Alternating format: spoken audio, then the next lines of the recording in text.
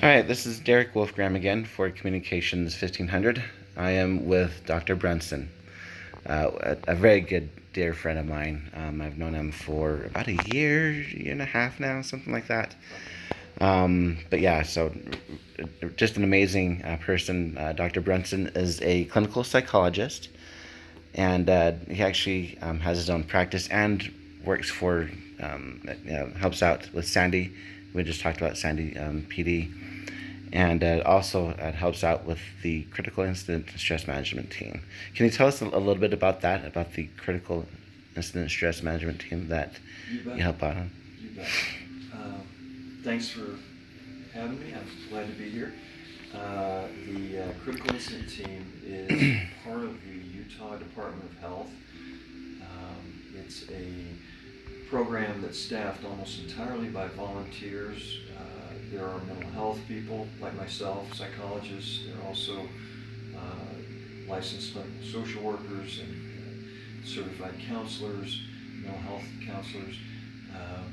And then we have what are called peer support, individuals who have retired from some first responder role, or they're still working as a police officer or EMS or fire or dispatch, whatever it is.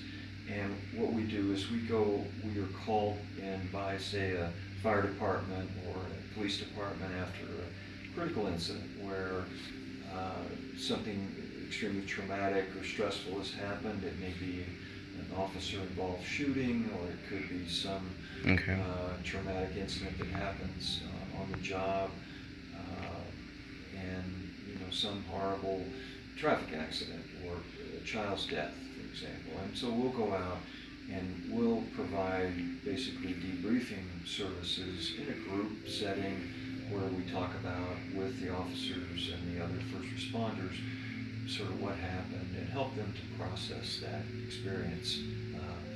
The importance of it is that increasingly, and this is particularly true with law enforcement, they're realizing that having an approach to trauma where they just sort of tough it out and they don't talk about it amongst other in a therapeutic way like that just doesn't work as well. And so I think departments are slowly but surely learning the benefits of talking about a trauma and processing it, how much that helps.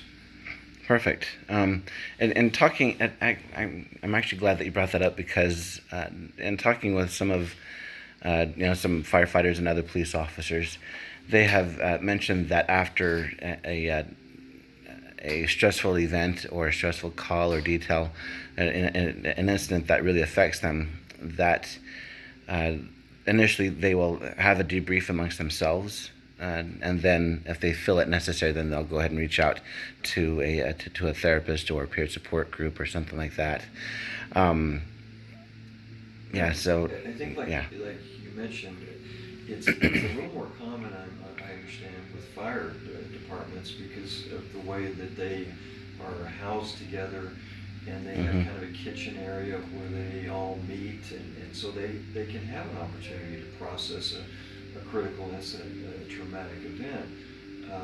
Whereas other agencies like the police department, often like yourself, you're out on individual calls and you work your shift and you go into the department and sort of check in and go off shift or whatever, but you're not always around other officers in a group setting where you can kind of make a point to sit and talk about it for a little while. So, when fire department guys and gals are able to sit down and kind of kneel and talk about it, that's really so helpful in dealing with a traumatic incident.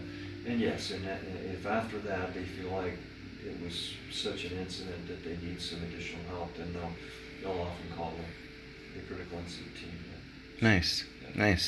And I'm glad that you brought that up. The differences between the two, right? Between the fire department versus the police department, and the different dynamics, of those. Because, as you mentioned, with the fire department, they're on shift, 24, 48 hours, 72 hours together, right?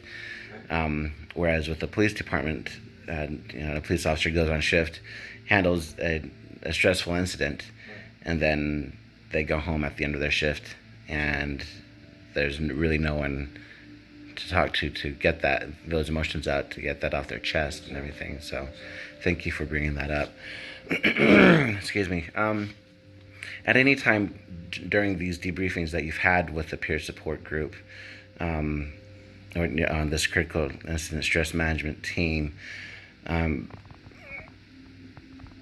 I'm assuming there'd be times also where a person would come up and say, "Hey, I feel that maybe I need to have more in-depth counseling." And at that time, how do you handle that situation from there? Well, hopefully and typically, departments have employee assistance programs that officers or firefighters or dispatchers, whoever, can access, that are confidential and provide counseling, therapy services. After I got to know, like for example, Sandy PD, and they asked me to join their EAP as just one of the therapists that see officers from their department.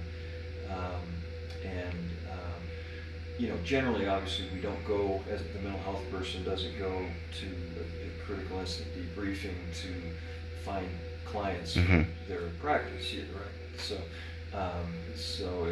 But we certainly, if a person wants to, we have done debriefings where I've met with just one or two officers, say, if it was just an incident that impacted the two or Okay. one person. But as far as ongoing and additional therapy, we want to kind of try to refer them to existing agencies that their department will, of course, pay for. They're I see. 100% confidential. I see. And, You're fine. It's quite soothing, actually, yeah, listening to that. So. just got a little loud there, sorry. So okay, well, perfect. We're actually at 7.5 minutes, so I think there's a good time Good to time to wind up. go out, and we'll go into part 2 here.